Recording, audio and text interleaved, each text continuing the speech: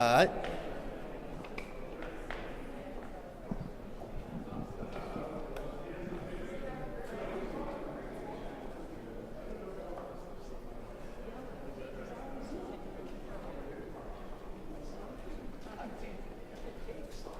Did that hurt? I made it to her. I finally got all this on 2 pages. 4K. That's the 4 through. That's higher ed. I couldn't get that. That's merit. That's public. That's private. I color code everything. Keep it. It's like a balance. All right. Well, y'all, thank you. Thank you for coming. Well, we enter in the budget period, and South Carolina is booming, as you know. We are, I think, one of the fastest growing states. I think perhaps Georgia, I think, we're second best according to some of the magazines. And doing business, Georgia, I think, is ahead of us. We go back and forth, but it's all based on our people, as you've heard me say about 1,000 times. So the job of government is to open the doors to the people, to keep them healthy and keep them safe, and have places for them to get educated. And if we do that, then South Carolina will continue to prosper.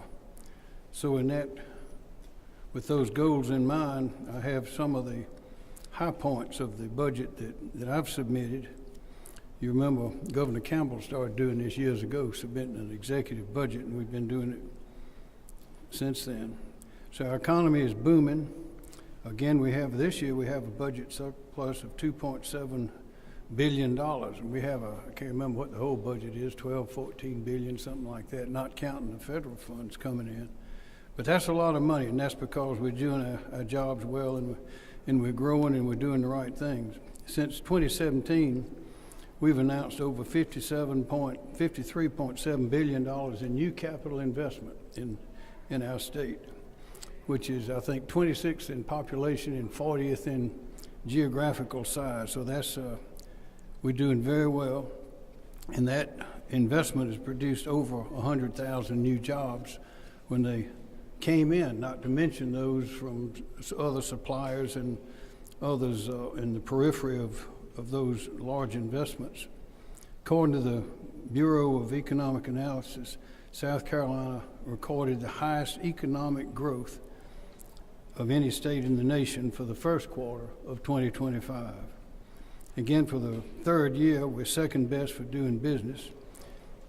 In 2025, we announced over $8.9 billion in new capital investment and more than 7,300 new jobs, and that's in rural and urban South Carolina, which is good because there's some of the rural areas where one big investment can make an enormous difference.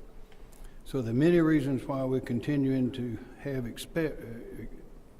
success, and some of them are that our state government is in superior fiscal shape.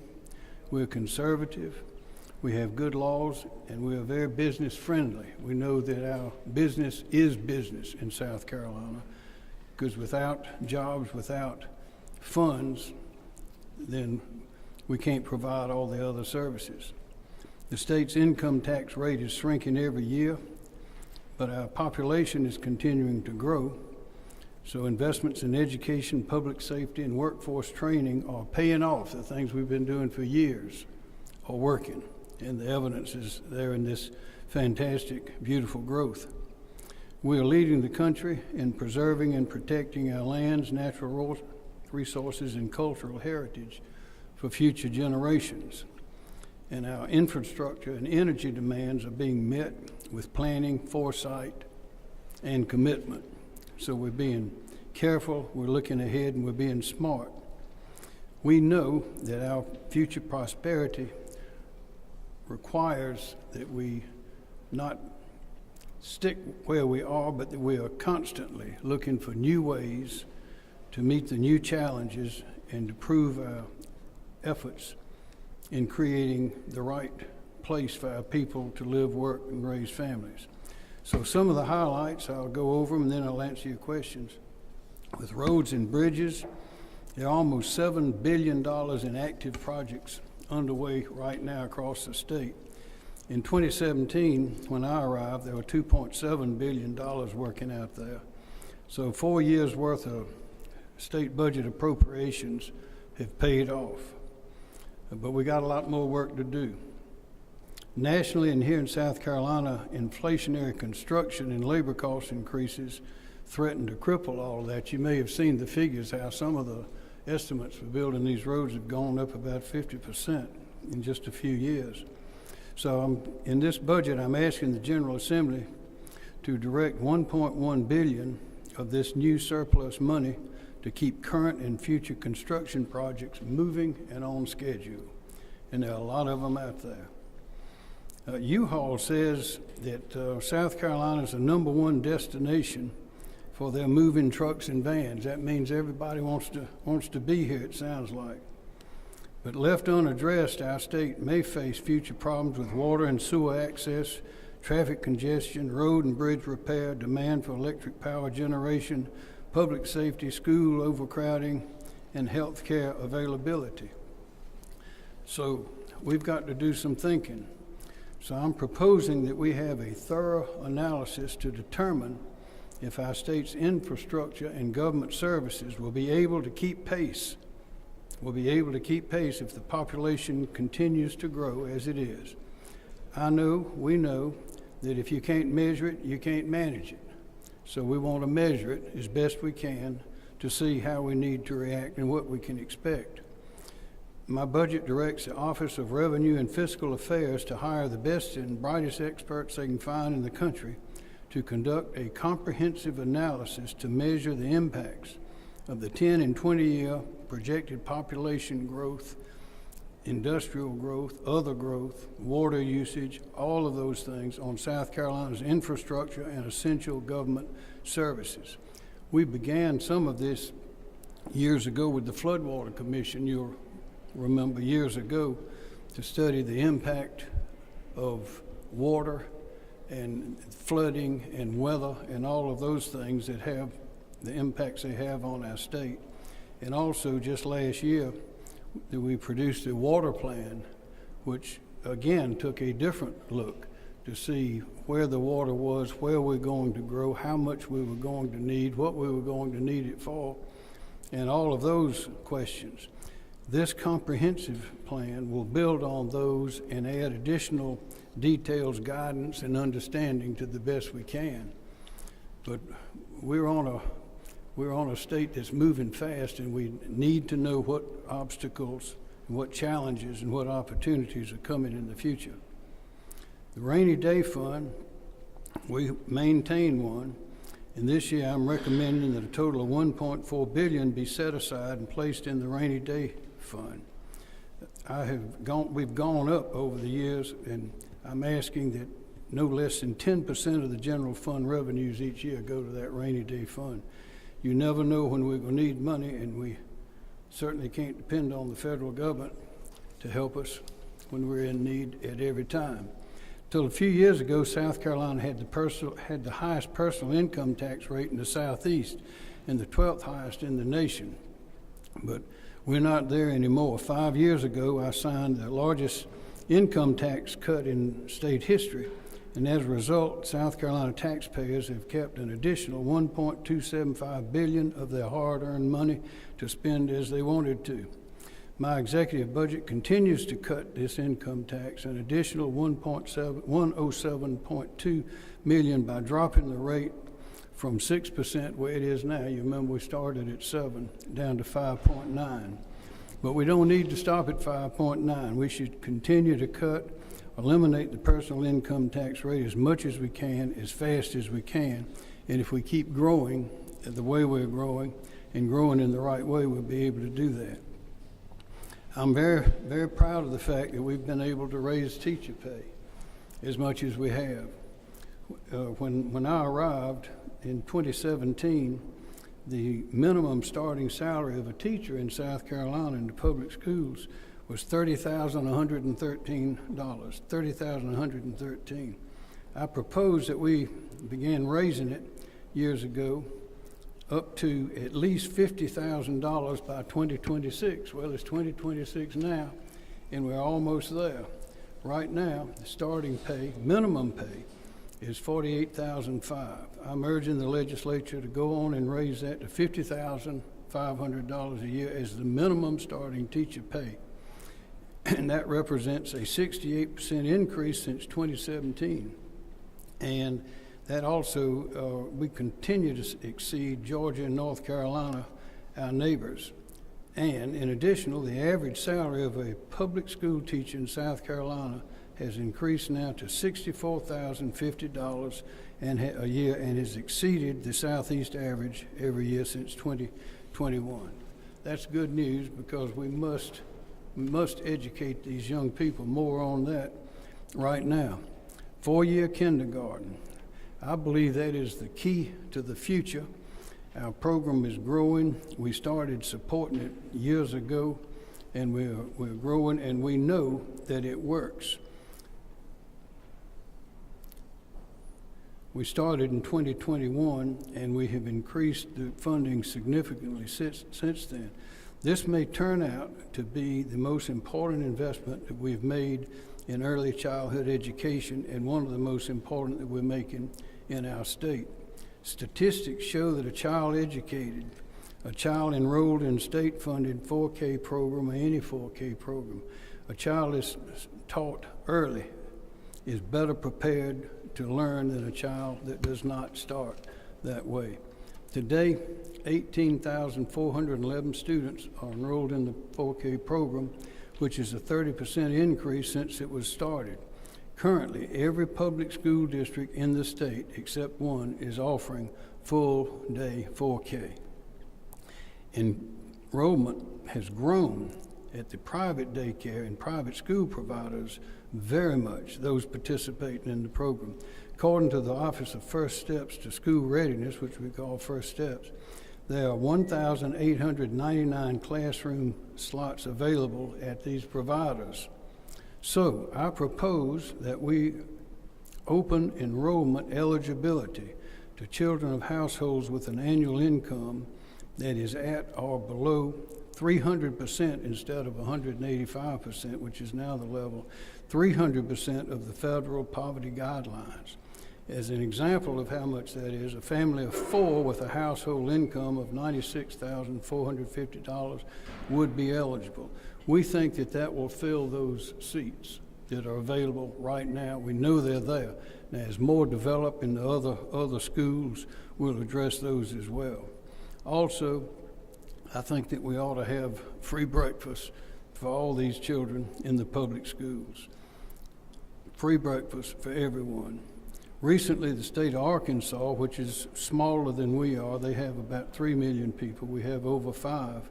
But Arkansas began offering free breakfast to all public school students, regardless of the household income. I propose that we do the same thing. Research studies have documented that children who eat breakfast daily are better prepared to learn in the classroom. Eating breakfast, which I believe and others as well believe that breakfast is the most important meal of the day for a young person. Eating breakfast improves their cognitive performance, attention, memory, and behavior, thereby improving everything that happens in that classroom with their academic performance.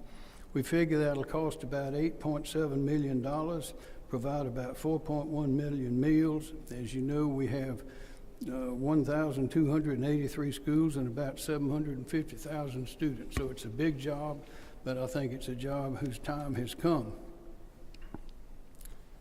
School choice. This is the 5th grade through the 12th grade.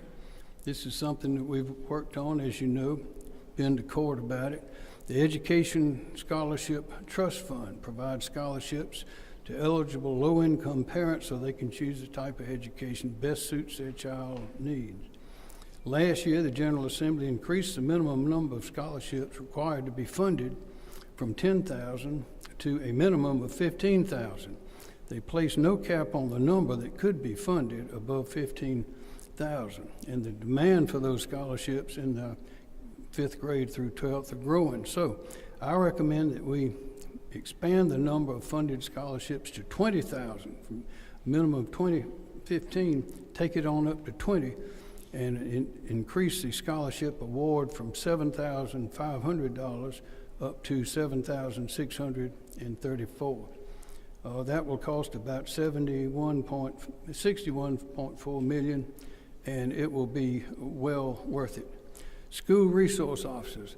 Ladies and gentlemen, this is a real success story. I don't know of another state that can say that they have a school resource, a trained, certified, armed school resource officer, a certified law enforcement officer in every public school in the state. We have a few, about 100, where we don't have them actually there yet full time because we can't quite find enough in some of the areas of the state, but the money's there, it's been there, and is there right now, so it is time to go ahead and finish that up. But that has made a difference. There was a case in Chester where just recently I got a letter from the sheriff where someone was unhinged and was trying to go through the window to grab a child, and had it not been for the school resource officers right there, it would have been a horrible situation. Those kind of things happen. We don't know how many have been deterred, but we know they are being deterred. Let's see. I said 1,283 schools, but the money is there. Total funding is $56.2 million. That's some of the best money that we've spent. For the 7th consecutive year, we're freezing tuition. That's important. We have to, as I say, we have to educate these people, our young people. And the college tuition is getting so high that some can't go. So we're freezing that tuition, and as you know, we're also providing a lot of scholarships. One item that seems to recur is the building maintenance at our public schools, universities. The 12th edition of the State Facilities of Higher Education 2025, it was revealed that deferred capital renewal costs on higher education campuses had increased to more than $140 per gross square foot. That is expensive deferred maintenance on these buildings. Well, we can't provide all that money, and that's going up from every year. South Carolina, that's over 35 million total square feet if you look at it that way. So what we're recommending is $81.7 billion in one-time funds for deferred maintenance and critical capital building projects on campuses, public colleges, and $40.3 million for the technical colleges. Now those are a lot of students. That's about, I think we have over 80,000 students in colleges and universities if you use those numbers. And I'm not sure about the technical college because some you have certificates, some you have regular students, but that includes, that's a lot of money to go to help those buildings. Financial aid and scholarships in colleges, we've got great coverage there. As you know, we have the education lottery that was started years ago with the Palmetto, Hope, and Life scholarships. That's for the public colleges, and then we have the tuition grants. It's been there that's the private colleges and so forth. But also we're continuing in this budget the need-based grants. It's the 6th year in a row, and I'm proposing $80 million in state lottery funds for the need-based grants so that every South Carolinian who qualifies for financial aid is measured by the Pell Grants has sufficient state money to go to any in-state public college, university, or technical college, of course, if they can get accepted. Students at private and independent and historically black colleges, as I mentioned, will receive $20 million that's the tuition grants program. Also, we have something new. It's called Meeting Street Scholarships. I'm recommending funding for a new need-based college scholarship, the Meeting Street Scholarships, using $15 million in one-time funds. Now, what is this? These funds will help leverage private donations to provide a $10,000 annual scholarship, college scholarship, for up to 4 years for academically prepared, that is, good students who are Pell Grant eligible, in-state students to attend an eligible state South Carolina College or University, private or public. Now, the ones that I say eligible college or university, that is one with a graduation rate of 50% or greater. These are for good students who don't have the money that we know will be able to succeed. In a study for higher ed, this is something that has been mentioned a number of times, and again, I'll bring it up. We have 33 public institutions of higher education in the state. The goal is to make sure that we're preparing to meet our state's future workforce needs, as I described a little while ago.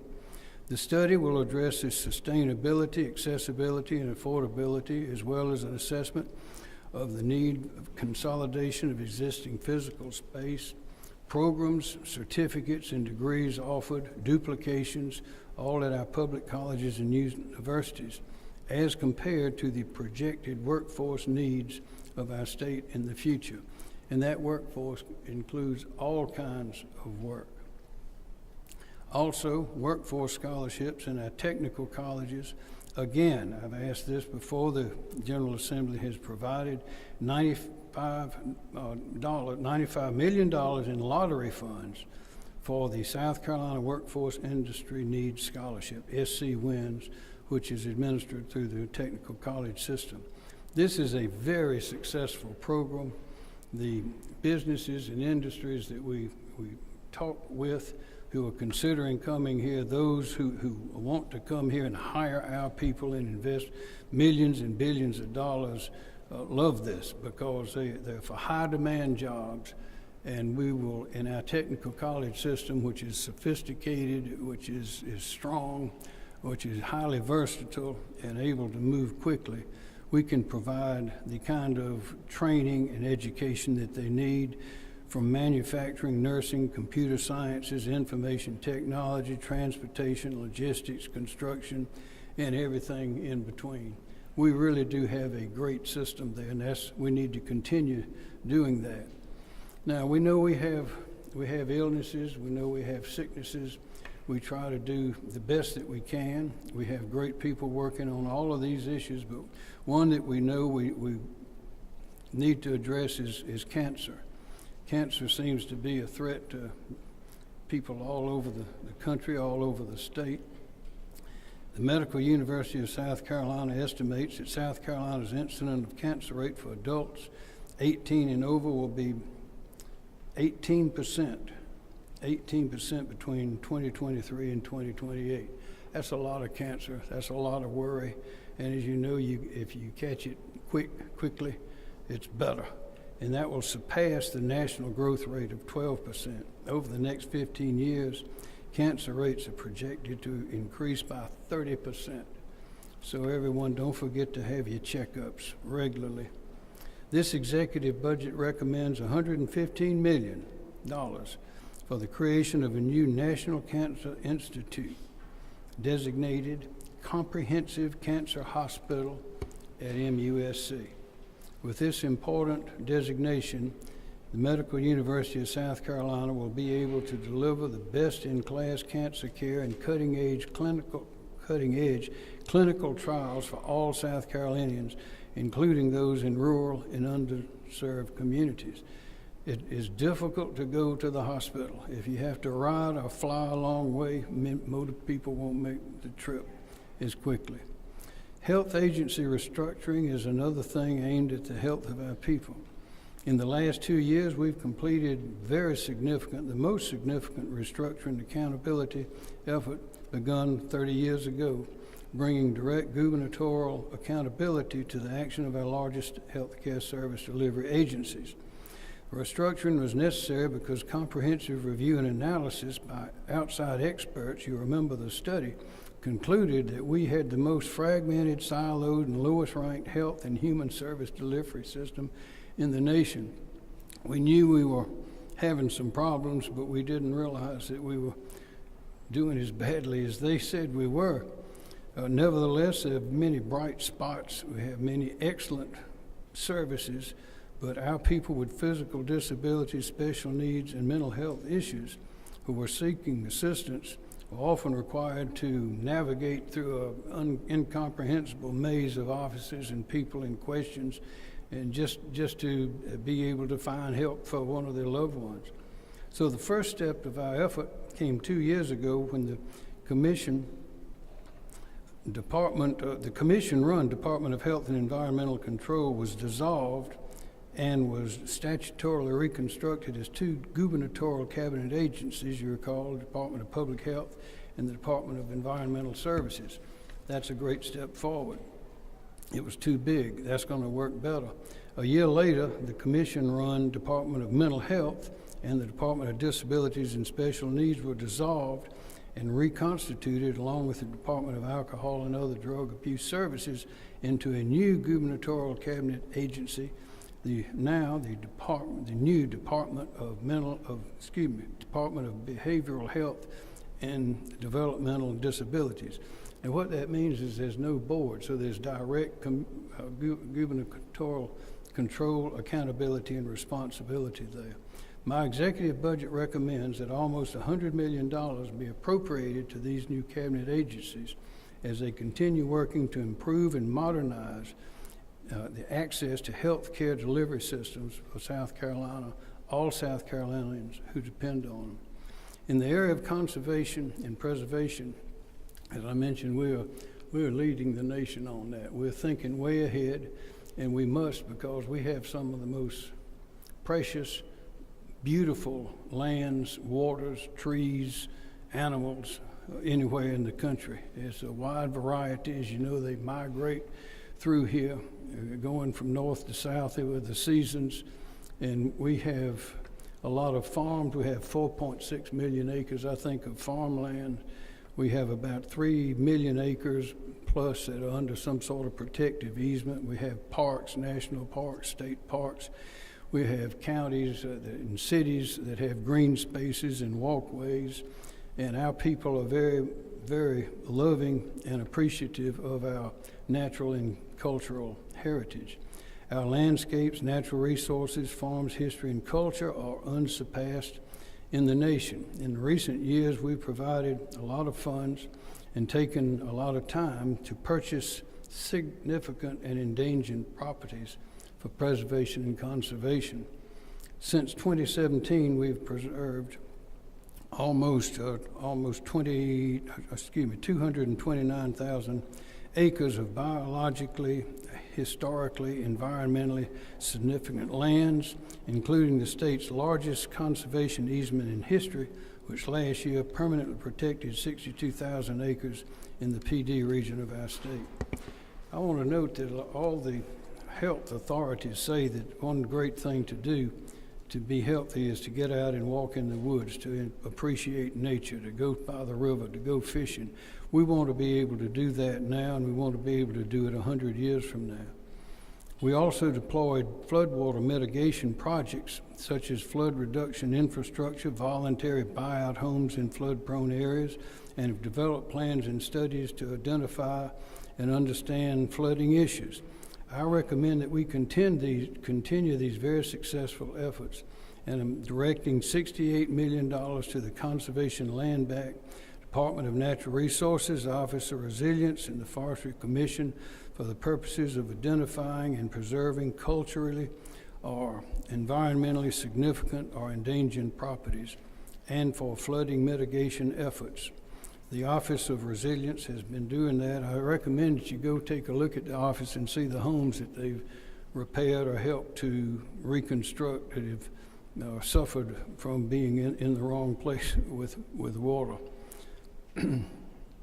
I'm recommending that the Conservation Land Bank receive $3 million for the purpose of awarding voluntary conservation easements to preserve agricultural farms and forested land for future generations. We have the farm program that allows that, and it is a marvelous program. I don't think it's in effect in many other places. And so far, we have preserved 1,650 acres because of that. We have a ways to go. In law enforcement, again, we must keep the people safe. A few years ago, I asked the Department Administration with conducting a comprehensive analysis of law enforcement pay. Why? Because we were losing some of our best professionals when they could get better jobs in other places. They'd come get trained, work for a while, and then go someplace else for more money. So we provided some funds, and they're coming back. And each year since, the law enforcement officers have received substantial pay raises, some as high as 52% in the last 3 years. But that's important because these men and women have experience. They know what they're doing. They're good. They're well trained. We have a state training academy. Most states don't have that. And we're proud of our law enforcement and couldn't do without them. So I'm asking for an additional $10.7 million this year for pay raises and to add to their ranks by hiring new agents and officers. Also, I'm asking for a tax credit. I'll renew my call, as before, to the General Assembly to provide a $2,000 state income tax credit for every active duty law enforcement officer, firefighter, first responder, and emergency medical technician employed by a public entity. This non-refundable tax credit will provide a total of $45 million in income tax relief for those who put their lives on the line each day to protect and serve the public. I don't think there's anything more important that we can do. We must keep and retain our officers, and this will help us do that. Also, I have a new program. It's a sheriff grant program. I'm recommending a $35 million equipment grant program for our state's 46 sheriffs, administered by the Department of Public Safety, which can handle such a thing if they attest to the future enrollment in a program known as the Excellence in Policing and Public Safety Program at the University of South Carolina School of Law. It is a marvelous program. For corrections, I'm asking for $58.89 million for pay raises, new staff hires, deferred maintenance, inflationary operating costs, and technology at our state's, 21 prisons. Also, for disaster relief, we know that sometimes FEMA is slow, sometimes FEMA does not cover some of the needs that we have. So I proposed that the General Assembly create and fund the South Carolina Public Assistance Program to be administered by the South Carolina Emergency Management Division. This grant program allows local governments, public utilities, nonprofit, and charitable aid organizations to apply for disaster recovery funds that were either denied by the feds, the federal government, or did not meet the FEMA thresholds. This year, I'm recommending that we receive an appropriation of $20 million in one-time funds. So those are the highlights. That's certainly not all of it. There'll be a lot of work done on these and other proposals by different people. But I say again where we began, and that is our state is in good shape. We've got good people working. We've got good people at the county levels, at the state levels, in this building. And the main thing, I think, that our population, the people of South Carolina, understand that we are living in a wonderful place. It's sometimes it takes a little bit of travel to some other places to realize how wonderful this one is. But we have an extraordinary state with an extraordinary history. A lot of that will be discussed in the 250th year of the history of the country. And we will be reminded again, as most people have forgotten, that the Revolutionary War was won in South Carolina. After the bloodiest battle, the bloodiest defeat of the Revolutionary War in Camden, Lord Cornwallis was there. Then came the Hook's defeat at the Williamson Farm. That was a small encounter that gave hope. And then came the Battle of Kings Mountain, where Bannister Tarleton got stomped. And then came the Battle of Cowpens with Daniel Morgan, which convinced Cornwallis that it was over. The Southern campaign was in disrepair. It was not going to happen. And in 1782, 130 British warships took 12,000 British regulars and some loyalists out through the Charleston Harbor. It was quite a sight, and we'll be celebrating all of that. There's no place like this place. So with that, if anyone has any questions, I got the Lieutenant Governor here, and she'd be glad to answer them for you. Okay. Yes, ma'am. So on 4K full day, it's been 20 years since the legislature created a pilot program on that. Talk to me about why it's important for you and why should we go to universal? We should go universal. We will one day.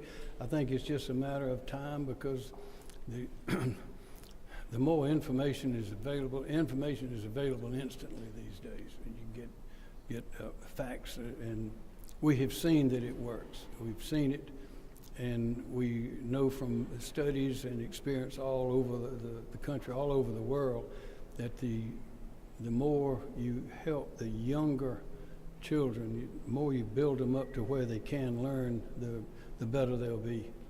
So yes, I'm hoping it won't be long before 4K is universal. Governor, in your budget you outlined raises for law enforcement and corrections employees. You know, across the board raise for other state employees. Why not? Well, those I don't like. Don't favor across the board. It ought to be a decision of the various agency. That works better. The General Assembly has gone in a different direction than you. Are you worried they're going to do the same thing with those student across the board raise? Well, they don't do everything I ask them to do. You probably noticed that. No, they are. I think they are. I hope that they will do the right thing.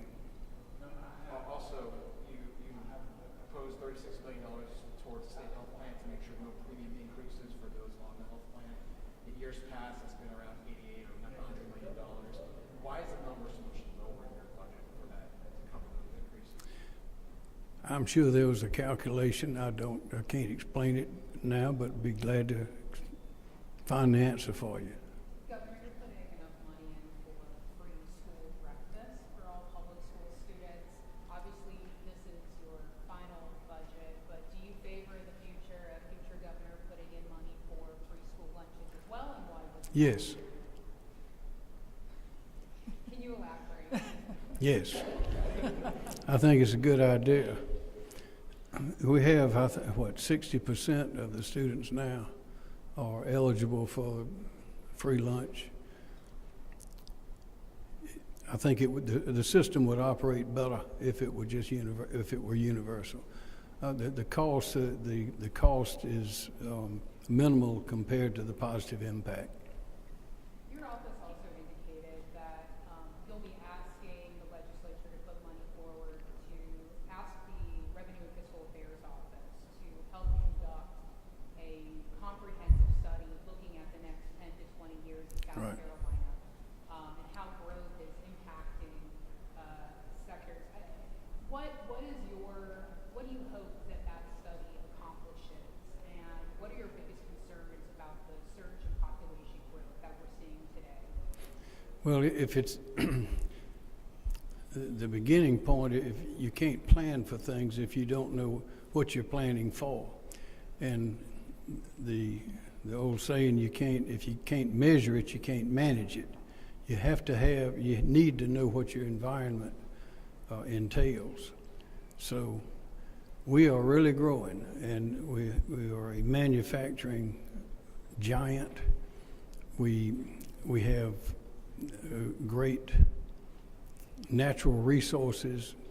We have what the leaders around the world that come here to invest billions of dollars in our people say, it mainly because of our people. So we have to know what to the extent we can forecast things, and they change so dramatically, so quickly.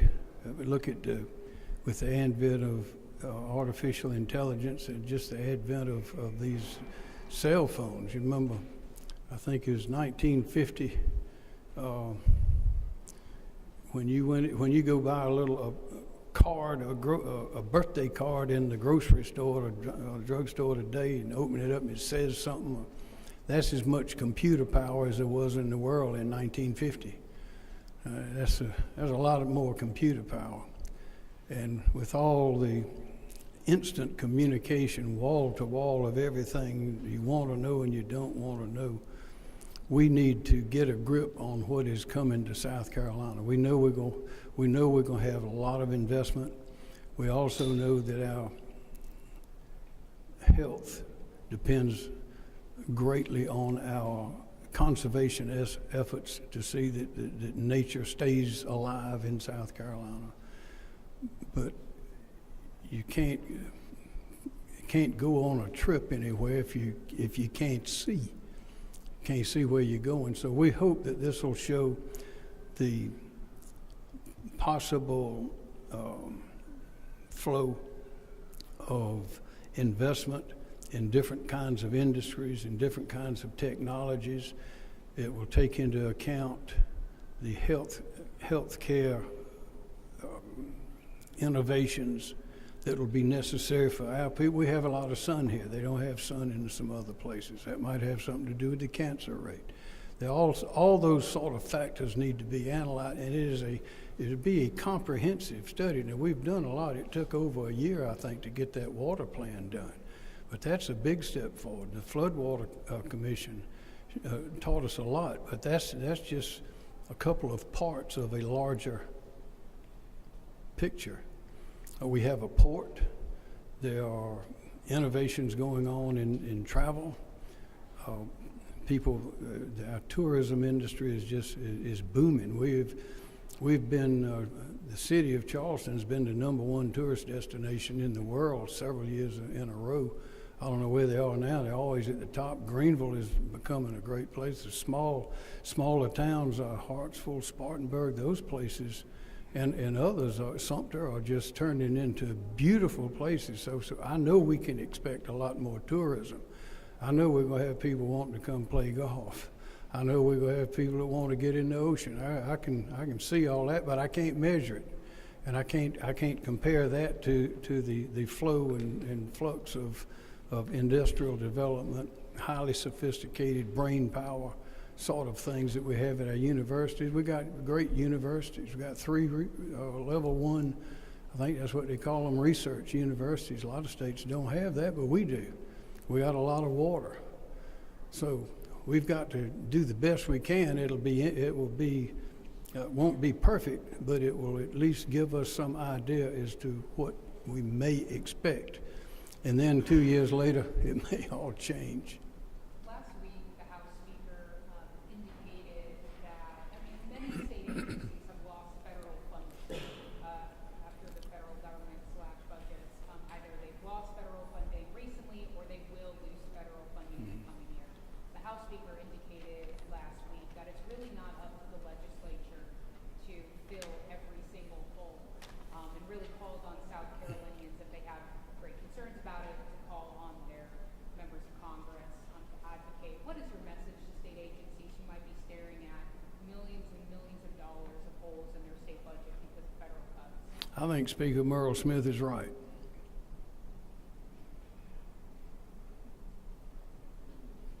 Going back to free meals for a moment, the legislature in the past has been very reluctant to pass universal breakfast lunches. What would you say to those Republicans who call that welfare, say we shouldn't go there? Why is that important, and should they do lunches? Well, we're trying to fill their minds. We ought to fill their bellies so they can fill their minds more easily. On the funding related to the maternal mortality rates in like child care for children, maternal mortality rates, is there anything that you could talk about in terms of legislation in addition to, like, obviously it's a problem in the state. Can you think of anything you want the legislature to focus on that issue other than this funding?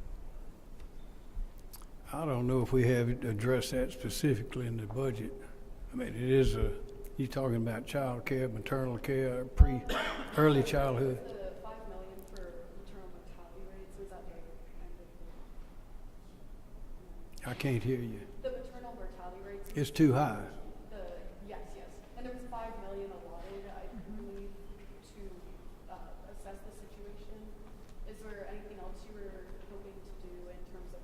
Well, if we assess it again, we'll get a better handle on it. But we know it's a problem.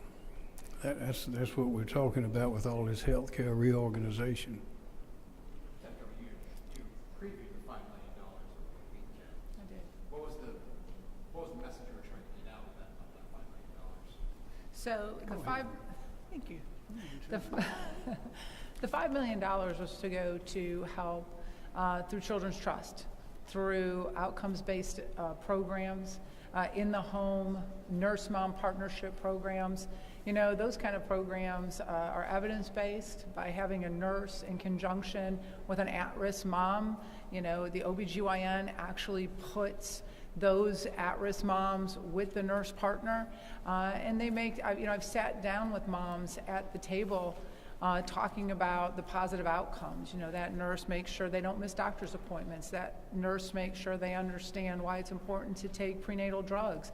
That nurse has used the WIN scholarship program that the governor and I have talked about during our administration together. Actually, I talked about a story, as Joe talked about, at South Carolina Citizens for Life, about meeting a mom whose nurse partner went so far to help her, she got her a WIN scholarship. That mom actually went to Greenville Technical College, got a degree in HR, changed her life. We broke the cycle of poverty. She has a beautiful baby girl, and now she has the ability to raise her. And that's why those programs are so important, because if moms take care of themselves in the beginning, you know, statistics will show that she'll have much healthier outcomes at the end. It's something that the governor and I have been very passionate about.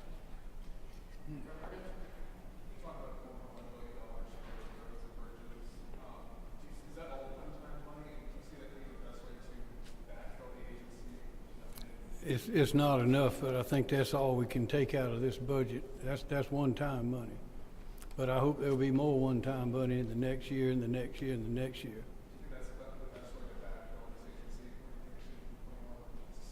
Whatever it does to backfill, to get these roads built, we have to take money from wherever we can.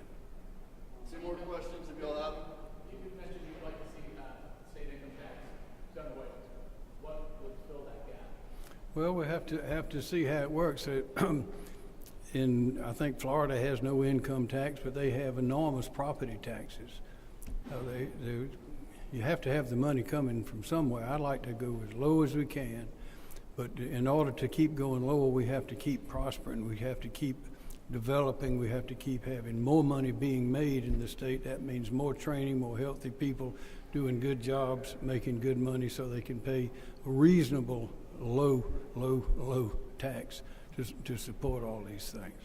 Last question. I wanted to go back to the roads question. To the who? To the roads question. I know that we proposed $1.1 billion. Looking back to the agency, obviously the last time we made a big request on roads, the legislature did not nearly meet you where you wanted to be. So far, all we've heard is that there's going to be conversations about that amount. I guess what conversations have you had with leadership about that amount? That's the amount we want.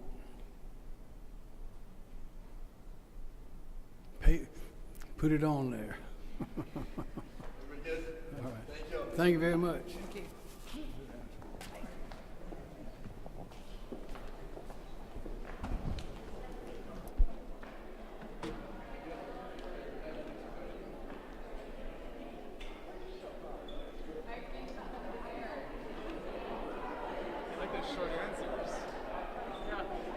Well, after the long one, I'll take that short one.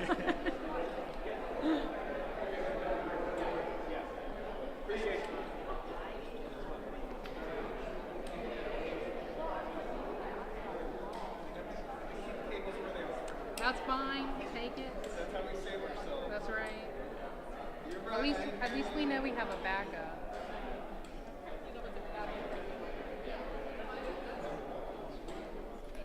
How is the governor's live broadcast streaming service doing? Oh, no. Oh, I thought that was your phone. What?